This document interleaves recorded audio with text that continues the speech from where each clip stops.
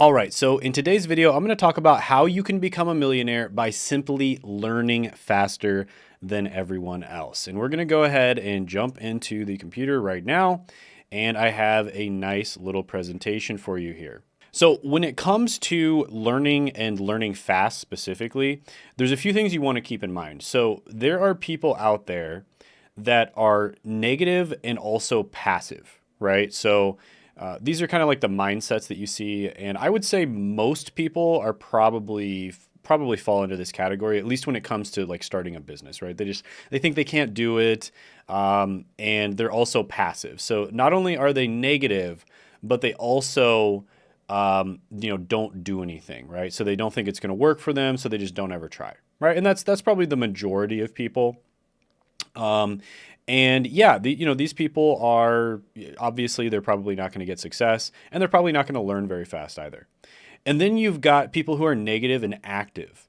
And these are people who nothing works for them, and they actually actively seek to prove that nothing works for them. For instance, they might say, I have a dark cloud that hangs around me and I'm just destined to fail. I have bad luck, right?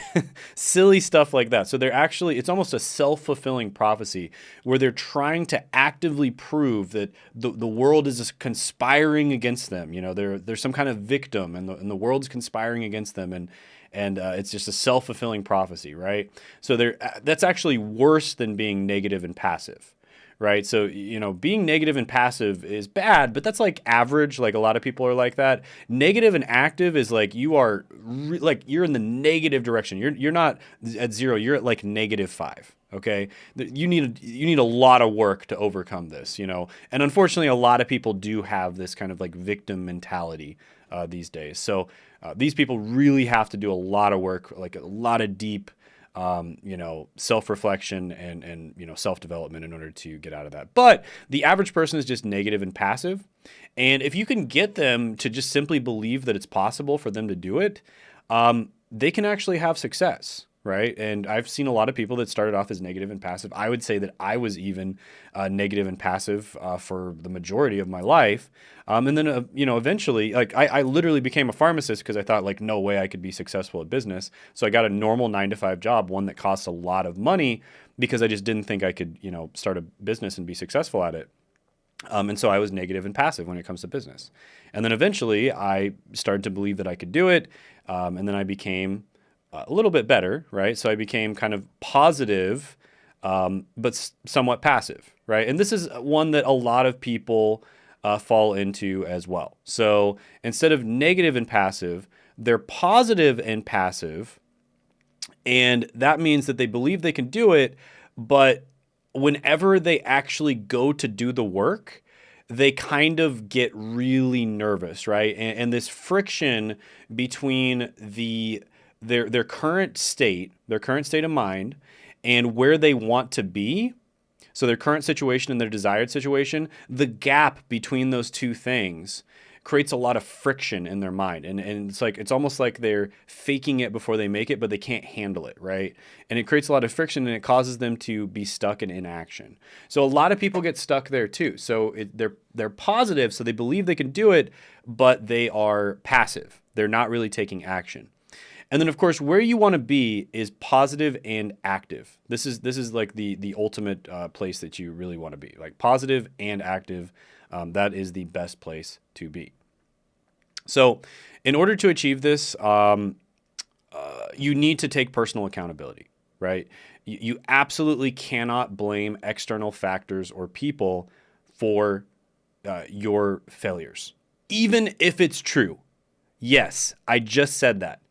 I just said, even if it's true that there are external factors or people that are contributing to your failure, there is no way for you to tell how much that contributes to you failing. There's no way to tell. It could be 5%, it could be 95%. But what matters is you can't control that.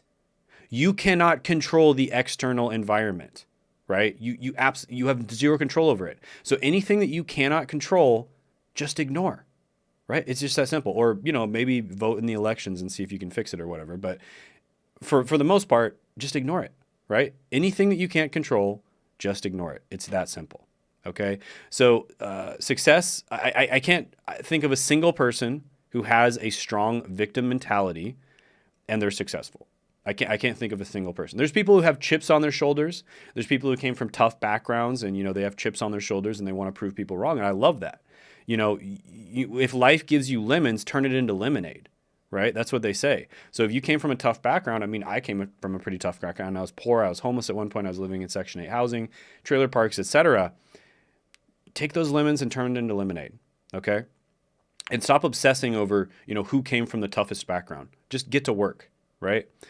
And this is the mindset shift that you have to have. And then you're going to, kind of like what I talked about over here, you want to shift into being proactively responsible, right? So this is taking ownership of outcomes instead of blaming external conditions. Champions create success regardless of circumstances by adapting and persevering, okay? Let me say that again. Champions create success regardless of circumstances by adapting and persevering. If you look at the history of champions, there's so many examples of people who came out of absolutely nowhere. You look at the history of, for instance, basketball, right? There's Muggsy Bogues. He's like 5'4", and he was a really good NBA player, okay? He came from a terrible background, and he was able to make it work. If you look at the history of boxing, boxing is one of my favorites. There's so many examples of people who came out of absolutely nowhere. Like they didn't come from a really good, country for boxing or anything like that. They basically came out of absolutely nowhere and they just destroyed the rest of the competition. And the reason for that is because a lot of the time, conventional wisdom, like everyone thinks that, oh, you should box in a certain way. And then someone comes out of nowhere, like, Manny Pacquiao, for instance, and he has a totally different style than everyone else. And he comes out of the Philippines, and his style is just totally different. No one has seen a style like Manny Pacquiao. And he just absolutely destroys everybody, right? And you see the same thing in chess. It has happened like over and over again in chess. For instance, there's this guy named Morphy, Paul Morphy. And back in the 1800s, all the good chess players were in Europe. Paul Morphy had never really played professional chess, and he came from the United States. And he basically went to Europe and just absolutely demolished everybody. I mean, he just absolutely killed everybody in chess. He was so much better than them, it wasn't even funny. Then you see a little while later, Capablanca comes along. This guy's a Cuban chess player, right? So again, there weren't even that many strong players in Cuba. He comes along, he challenges the Americans and the Europeans, who are the strongest at the time, and he absolutely demolishes them. Why? Because they all thought that they knew the best way to play chess, and he came along from a place where he didn't learn all that conventional thinking, and he's like, you know what? I think there's a better way to play chess, and then he does it, and he absolutely destroys them, right? And then another example, Bobby Fischer. This is another American chess player. He came out of absolutely nowhere. The Russians were dominating chess. Everyone was completely dominating. And then he came from America, and America hadn't had a really strong world champion or someone who was on that level since Morphy. And he came and he just absolutely dominated the Russians. And then you see the same thing with Vishy Anand. I am not going to try to pronounce his first name. Vishwanathan, I think. But yeah, this guy came from India. There weren't that many strong chess players in India. He played a little bit different brand of chess. He brought a different style to it that other people weren't used to, and he absolutely dominated. And it's the same thing in business, guys. It's the same thing in marketing. So just because you didn't come from the perfect background, don't worry about it. Champions create success regardless of circumstances by adapting and persevering. Okay? So first of all, another thing I want to talk about is replicate before you iterate. So follow proven methods exactly before trying to innovate. This is another mistake that I see students make when it comes to learning and getting results is they will not do my exact blueprint. They'll do like 50% of my blueprint. And they think it's going to work. No, do 100% of my blueprint. And then once you've got something that's working, then try to, change things up, right? Build a solid understanding of why it works before you try to, change the complete thing. And then learning from every experience. Treat every situation as a learning opportunity. Even failures teach valuable lessons, turning challenges into stepping stones for growth. I can't tell you how many successful people have reiterated this thing. And I remember when I was unsuccessful, I'd hear this and I would just roll my eyes, right? Like, yeah, wishful thinking, turn every failure into a learning experience, blah, blah, blah. But now that I'm actually successful, like I failed a bunch of times. And the crazy thing is if I didn't fail all those times, I wouldn't have learned. And if I didn't learn, I wouldn't have been successful. So failure is just part of the process. So just learn from everything. Learn from your failures and your wins. In fact, you probably learn more from your failures. So when it comes to learning, when you fail, you should be happy because you probably learned more. And then role of replication and iteration. So again, you just wanted to go a little bit deeper into this. So emulate successful methods exactly before making personal adjustments, like the stuff that I teach. Then you can change later on down the line. Anything marketing related, business related is always going to change. What's working right now is not going to be necessarily what's working 10 years from now. So that's totally fine to innovate. You should reiterate, you should innovate, but learn the fundamentals first and then innovate. And don't just learn what you're supposed to do, learn why you're supposed to do it. Why does this thing work? And then when it comes to skill building, success is cumulative. Skills from various experiences contribute to overall success. And the importance of recognizing all past experiences as building blocks, even if the final success is attributed to the most recent steps. My success today, much of it, comes from things that I did years ago, right? So actions that I took years ago that didn't give me immediate success is part of the reason why I am seeing so much success today. And our brains are designed with dopamine where you do something and it wants to have that instant gratification, right? That's, how almost all animal brains are designed. But luckily we have this thing called gray matter in a prefrontal cortex, which is kind of higher functioning part of our brain, where you can overcome those base instincts, those really basic things like dopamine. You can overcome that and realize that, no, you have to do this thing over and over again for a long period of time before you're going to have success, okay? But it's hard to do that. It's not easy. And, this isn't just for you, by the way, guys. This is something for team development. This is something I actually made for my team. I'm going to show them this. And basically, you can categorize your team members based on a lot of these things that we talked about up here. Are they negative and passive? Are they negative and active, et cetera? And categorize people that you're thinking about potentially hiring as well. And, if somebody is actively trying to prove failure, that is bad. You do not want that person on your team. However, if somebody's, not quite, ready yet and they're negative and a little passive, but you see that they have a lot of upside, you see they have a lot of talent and you think that they can be really good in the future, then give them a chance. But mindset is very important. And if they're, actively negative, that's not good. Then when it comes to self-assessment, use the same framework to assess and improve personal mindset and approach across different life domains. Now let's talk about overcoming limiting beliefs. So the first thing was accountability. Then assessment levels. So you want to evaluate yourself and your team based on commitment and belief. Strive to bring the highest level of determination in all areas of life. And then a no-fail approach. You believe that success is inevitable with the right effort. Let me say that again. You believe that success is inevitable with the right effort. Think of the average person who, when they think about business, they're like, they think it's like winning the lottery, or they think it's like you got lucky, or, that kind of thing.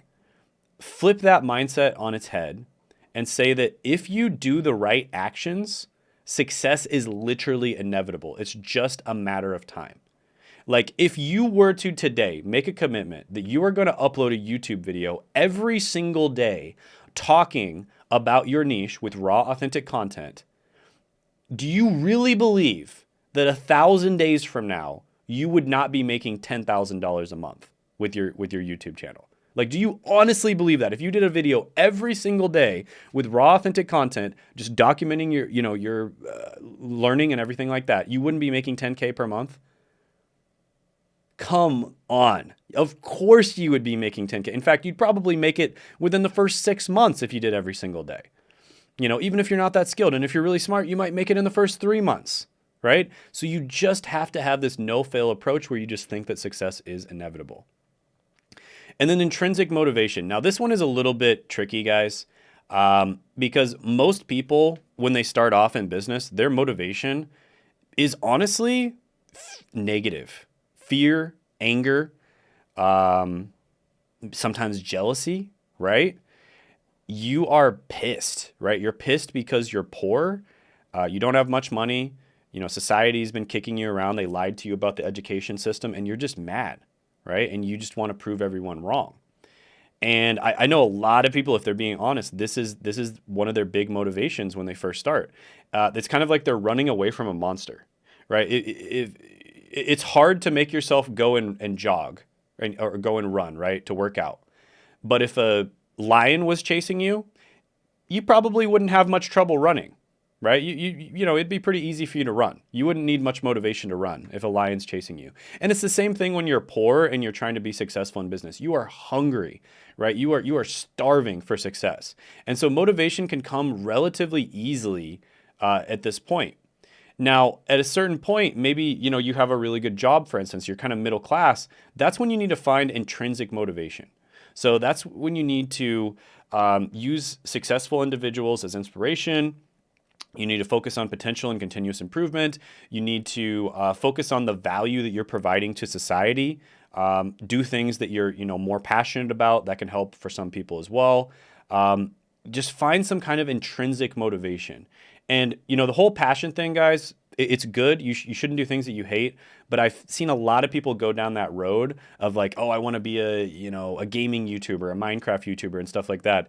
And what a lot of people end up doing is they end up ruining their passion. Like they were passionate about it and they end up ruining it because you turned your passion into a job. So be careful with the passion thing. Like, you don't want to do something you hate, but at the same time, don't necessarily pick your number one passion because you might end up ruining it.